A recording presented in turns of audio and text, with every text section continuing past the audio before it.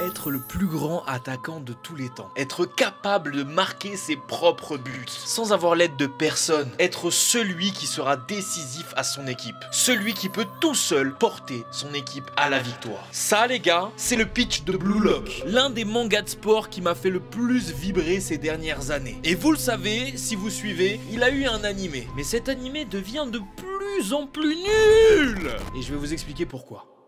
En octobre 2022, on a le studio 8-bit. Bon, on sait pas s'ils en ont autant, mais calmez-vous, il faut comprendre la blague. Nous dévoile qu'ils vont faire l'animé Blue Lock. C'est un studio personnellement que je connaissais pas de ouf et je me suis renseigné pour savoir qu'ils ont aussi fait Moi quand je me réincarne en slime. Pourquoi pas? On a tous vu le trailer, on a tous regardé le trailer, on s'est dit ouh, quel petit miel se prépare, quel petit poulet nous est réservé. Le premier épisode annonçait extrêmement bien la couleur avec le célèbre discours d'Ego et la bastos de Isagi. Bien évidemment hypé par ce premier épisode, un bon nombre d'entre nous ont continué à regarder, plus ceux qui étaient galvanisés par le manga comme moi qui l'avais lu. On n'avait qu'une hâte, c'était de voir ces buts extraordinaires animés de la plus belle des manières et on était confiants. Mais les amis, un drame est survenu et ce drame s'appelle le comité de production.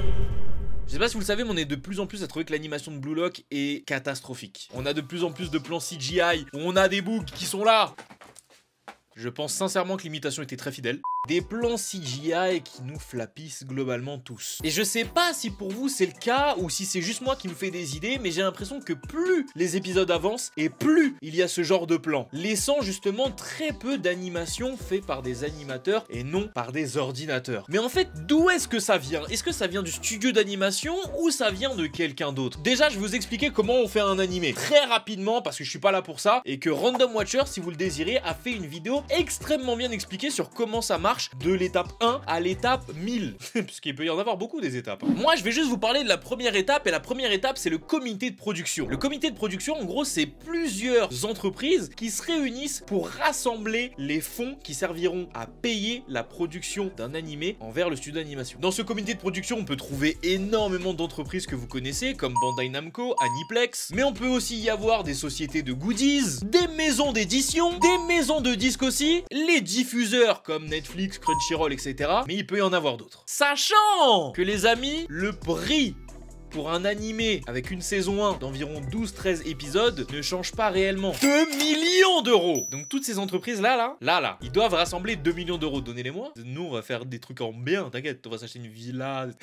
Et ce qu'il faut retenir, c'est qu'il y a un agent majeur, évidemment, dans la production d'un animé, c'est le studio d'animation et vous le savez. Sauf que le problème, c'est que si le studio d'animation est pas extrêmement réputé, qu'il n'a pas énormément de fonds, bah ce studio d'animation ne sera pas dans le comité de production. Et si vous êtes perspicace et que vous avez compris, le comité de production a les droits sur l'animé. En fonction de combien chaque entreprise donne, ils ont plus ou moins de droits sur l'animé. Mais si le studio d'animation n'est pas dans le comité de production, ils n'ont pas de droit sur l'animé et ils n'auront pas de bénéfices par rapport au retour de l'animé. Ce qui fait que le studio d'animation en question doit prendre énormément de clients pour pouvoir payer ses équipes et être rentable. Ce qui donne généralement des studios pas hyper fournis en personnel qui prennent 4, 5, 6, 7, 12 projets en même temps et ont du mal à se concentrer sur un projet spécifique. Ajoutez à ça le fait que les comités de production, eux, veulent tel animé à telle heure et à telle date. Là, tout se complique.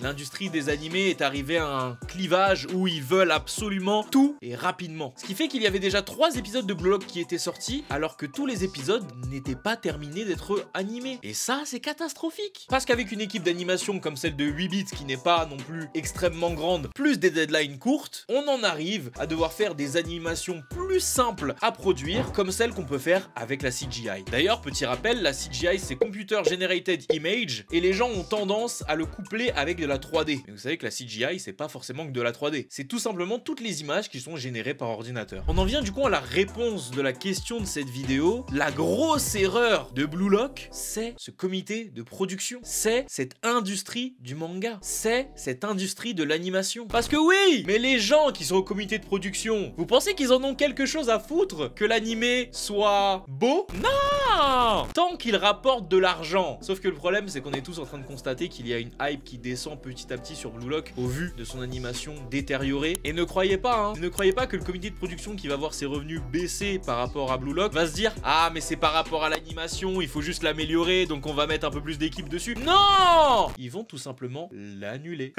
Let's go!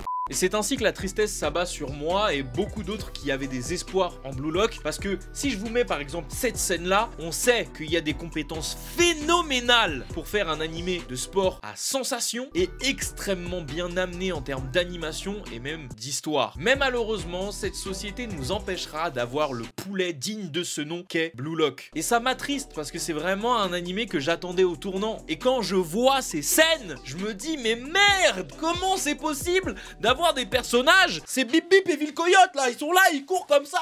Oh, respectez-nous.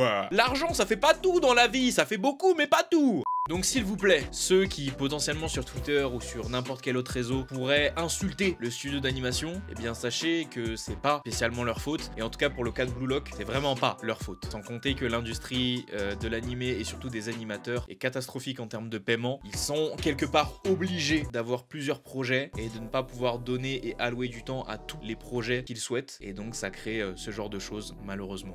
J'en suis triste, vraiment j'en suis triste. Est-ce que vous aimez ce genre de vidéo où je raconte un petit peu des trucs par rapport aux animés, où j'explique des choses par rapport aux animés? Je sais pas si ça va bider, je sais pas si ça va cartonner, mais dans tous les cas n'hésitez pas à me dire dans les commentaires. Je pourrais peut-être répondre à d'autres questions sur la Japanimation. En vrai de vrai, ça a été le temps de quelques renseignements et puis j'avais déjà certaines connaissances pour cette vidéo là. N'hésitez pas à me dire qu'est-ce que vous en pensez vous de Blue Lock. Est-ce que vous kiffez toujours autant l'animé? Est-ce que vraiment la CGI ça vous fait chier? Est-ce que vous arrivez à passer au-dessus? N'hésitez pas, les commentaires sont là. Mais en vrai de vrai, ce que je peux vous conseiller c'est lisez Blue Lock. Vraiment. Merci d'avoir suivi cette vidéo, on se retrouve dimanche prochain à 10h03 tous les soirs à 18h sur Twitch. C'était Minotaku. Jana!